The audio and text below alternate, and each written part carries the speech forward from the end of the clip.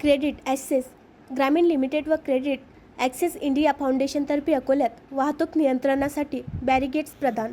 Police अधीक्षक अजित चांडक यांनी उपक्रमाचे केले कौतुक. अकोला शहर आणि ग्रामीण भागात वाढत्या वाहनसंख्येमुळे वाहतुकीचे नियमन करणे हे पोलीस दलासमोर एक मोठे आव्हान ठरत आहे. रस्त्यावर सुरक्षितता आणि नियमशिस्त राखण्यासाठी बॅरिगेडची मोठी प्रमाणात आवश्यकता आहे.